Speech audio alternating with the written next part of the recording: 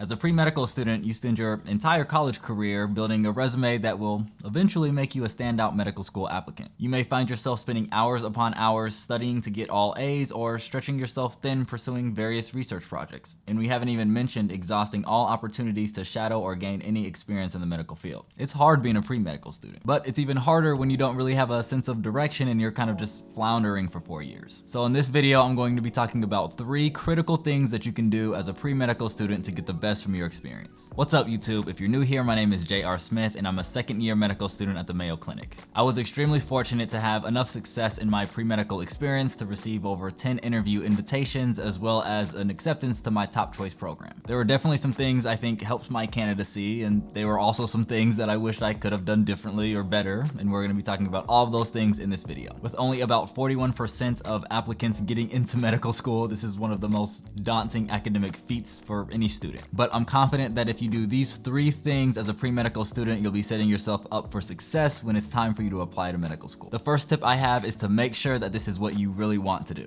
And this really may not seem so important. I mean, you already chose to become a pre-medical student, which really only means one thing, that you want to be a doctor, but this is actually good for a couple reasons. For one, it's important to actually experience what being a doctor really looks like, and this means more than just watching an episode of Grey's Anatomy. So, do you ever go out with coworkers? Being a doctor can seem glamorous, and after COVID, there's even been a trend termed the Fauci effect, describing the fact that more applicants have started to apply to medical school since the start of this pandemic. But it is a challenging career path and requires a ton of commitment. So having experience that supports your passion for medicine and essentially proving to yourself that this is the career that's best for you is extremely important. The other reason you want to make sure this is what you want to do is because you're going to be asked about these experiences when you're applying to medical school. It's part of the job of committee members to make sure that this is something that the applicants really want to do. Imagine an interview setting and the committee member asks the interviewer, "Why do you want to become a doctor?" One interviewer says, "I mean, like, I've always loved science, right? And just like thinking about it, I like science and helping people. So, I think I'd be a pretty good doctor, just thinking about it."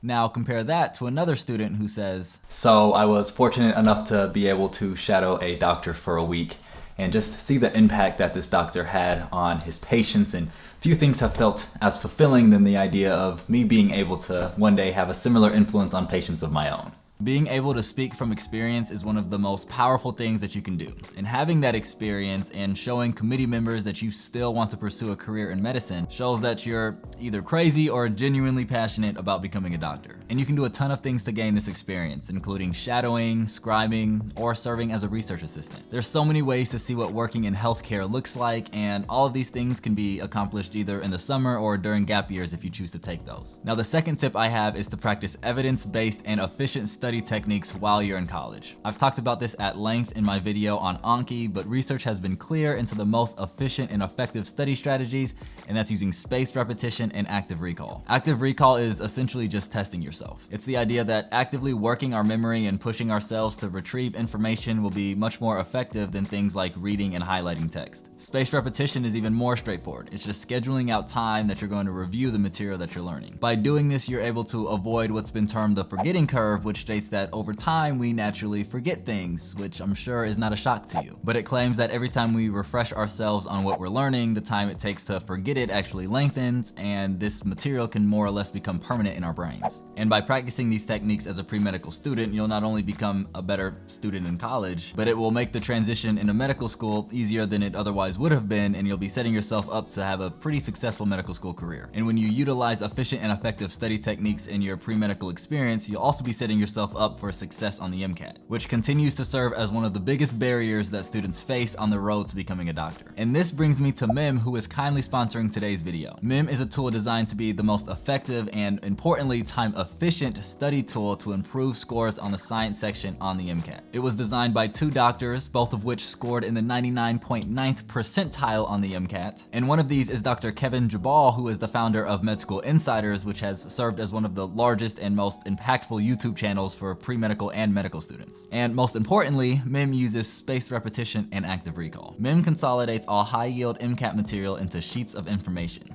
Within these sheets, you're able to toggle keywords or phrases on or off to test yourself, And once you finish studying a sheet, you can use the corresponding cards to test your understanding of everything you just reviewed. And you will continue to see new or difficult cards frequently as you study, allowing you to review the more challenging concepts. And for topics that you may need additional resources for, the sheets actually have links built into YouTube and Khan Academy. I'm like genuinely upset that this resource wasn't around when I was studying for the MCAT. Because honestly, after looking through it, I legitimately think it's the most effective and efficient way to study for the science sections on the MCAT. If you're interested in signing up for MIM, check out the link in the description below and you'll get a discount when you sign up. Now, the final recommendation that I have for pre-medical students is to begin building your network. In the medical field, you'll begin to realize just how important who you know is, and honestly, this is important in any field when you're thinking about career development. The first reason this is important deals with the direct impact your connections will have on you. When I was in college, I had knee surgery, and some of you know that story and how that drove me to pursue this career in medicine. But I ended up using that opportunity to develop a relationship with my doctor. And then he was able to connect me with one of his colleagues in my hometown and helped me set up a summer internship there. I was then able to develop a really strong relationship with this doctor, who I still consider to be a mentor of mine, and I was able to work with him for a few years before going into medical school. He was then able to connect me with one of his colleagues at Mayo, where I go to medical school,